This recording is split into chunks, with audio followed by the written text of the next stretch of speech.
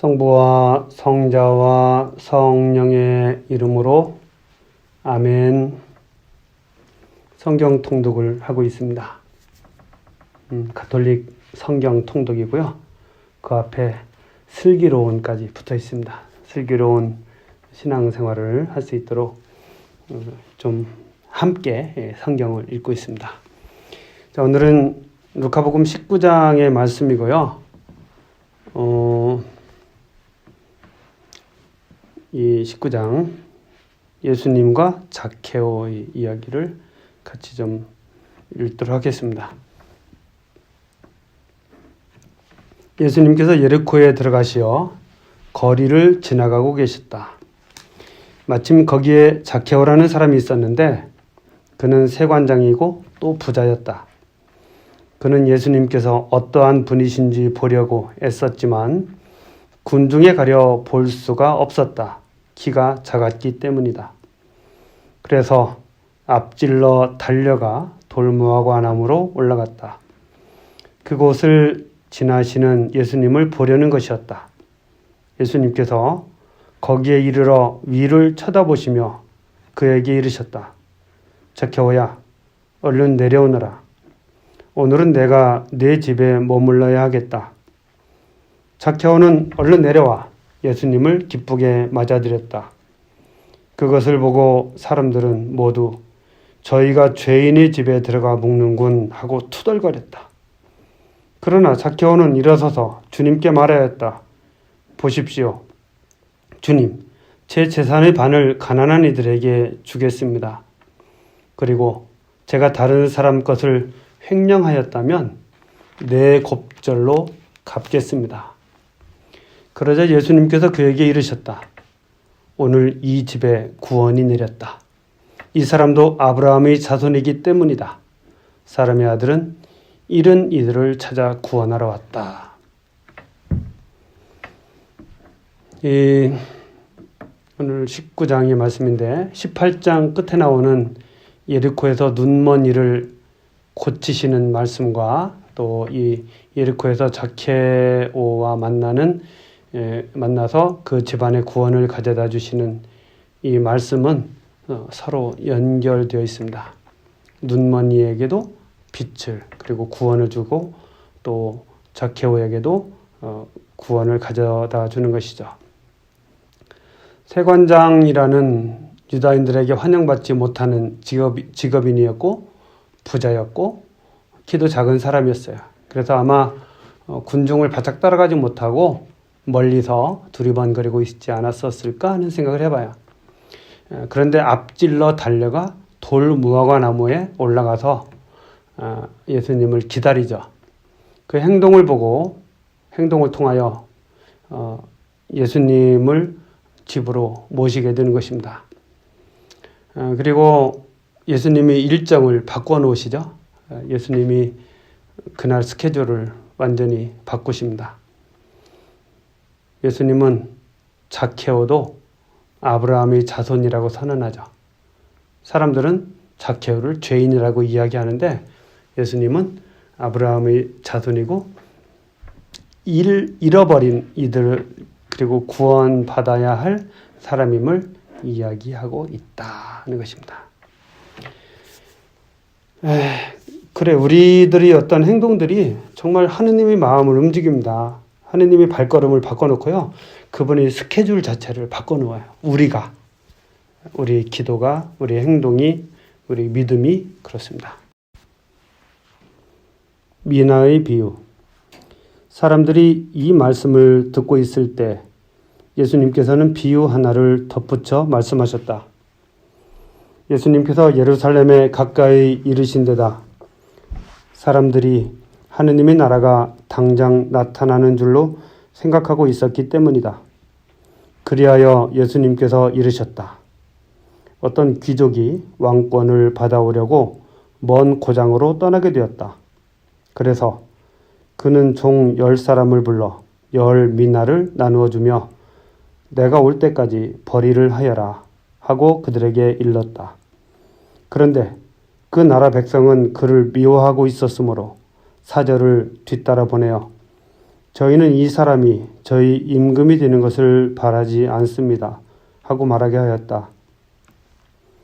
그러나 그는 왕권을 받고 돌아와 자기가 돈을 준 종들이 벌이를 얼마나 하였는지 알아볼 생각으로 그들을 불러오라고 분부하였다.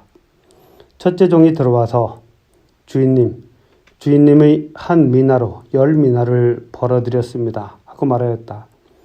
그러자 주인이 그에게 일렀다. 잘하였다, 착한 종아. 내가 아주 작은 일에 성실하였으니 10고을을 다스리는 권한을 가져라. 그 다음에 둘째 종이 와서 주인님의 한 미나로 5미나를 만들었습니다. 하고 말하였다. 주인은 그에게도 일렀다. 너도 5고을을 다스려라. 그런데 다른 종은 와서 이렇게 말하였다. 주인님의 한 미나가 여기에 있습니다. 저는 이것을 수건에 싸서 보관해 두었습니다. 주인님께서 냉혹하신 분이어서 가져다 놓지 않은 것을 가져가시고 뿌리지 않은 것을 거두어 가시기에 저는 주인님이 두려웠습니다. 그러자 주인이 그에게 말하였다. 이 악한 종아, 나는 내 입에서 나온 말로 너를 심판한다. 내가 냉혹한 사람이어서 가져다 놓지 않은 것을 가져가고 뿌리지 않은 것을 거두어가는 줄로 알고 있었다는 말이냐? 그렇다면 어찌하여 내 돈을 은행에 넣지 않았더냐? 그리하였으면 내가 돌아왔을 때 내 돈에 이자를 붙여 되찾았을 것이다. 그러고 나서 곁에 있는 이들에게 일렀다.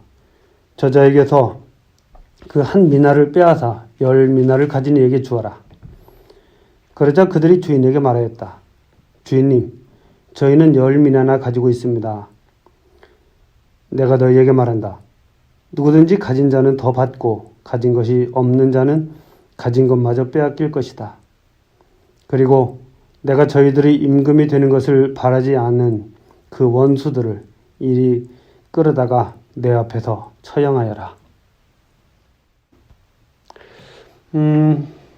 그래요. 마태오복음에서는 탈렌트의 비유가 나오는데 10탈렌트, 5탈렌트, 1탈렌트 좀 그 비유와는 느낌이 좀 다릅니다. 여기는 한 미나씩을 10명에게 나눠줬다고 되어 있죠.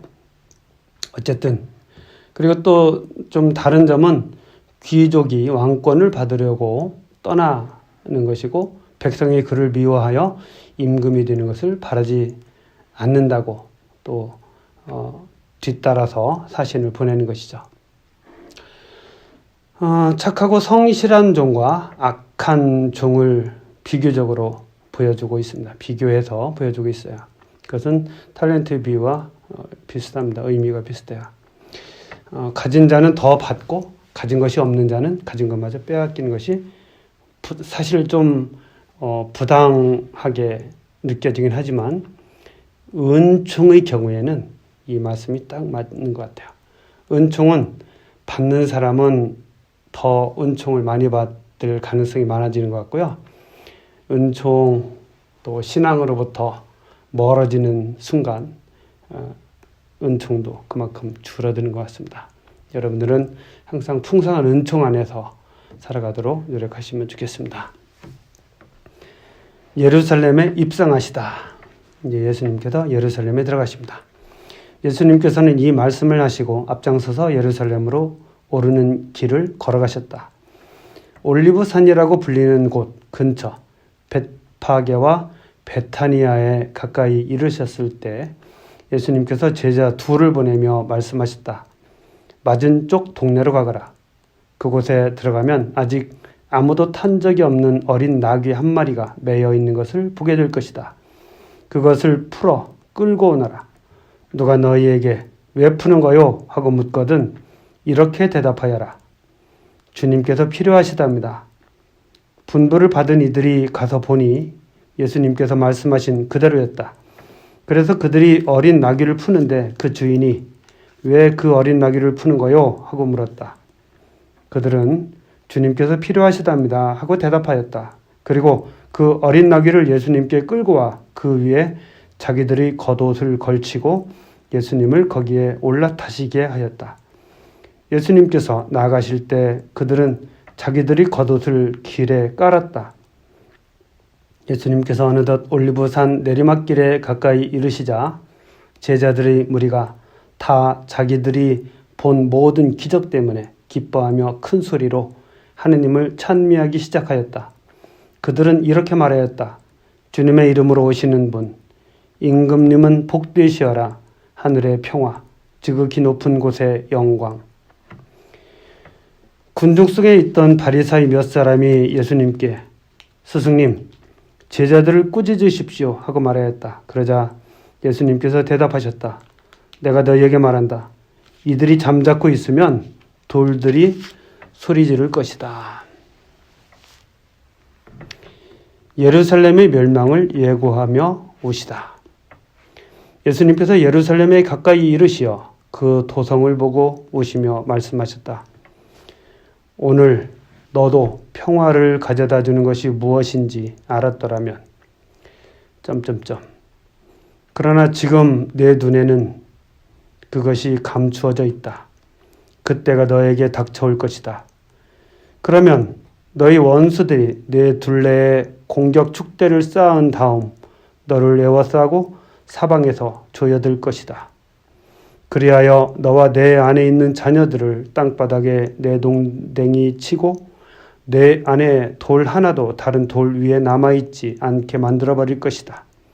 하느님께서 너를 찾아오신 때를 내가 알지 못하였기 때문이다. 하느님께서 찾아오신 때를. 성전을 정화하시다. 예수님께서 성전에 들어가시어 물건을 파는 이들을 쫓아내기 시작하시며 그들에게 말씀하셨다. 나의 집은 기도의 집이 될 것이다 라고 기록되어 있다. 그런데 너희는 이곳을 강도들이 소굴로 만들어버렸다. 예수님께서는 날마다 성전에서 가르치셨다. 수석사제들과 율법학자들과 백성의 지도자들은 예수님을 없앨 방법을 찾았다. 그러나 어떻게 해야 하는지 그 방도를 찾지 못하였다. 온 백성이 그분이 말씀을 듣느라고 곁을 떠나지 않았기 때문이다. 기도의 집인데 강도의 소굴로 만들었다. 이런 말씀이죠. 그리고 수석사제들, 율법학자들, 백성의 지도자들, 그들은 예수님을 없애고 싶어하고 백성은 예수님 곁을 떠나지 않는 이런 모습입니다.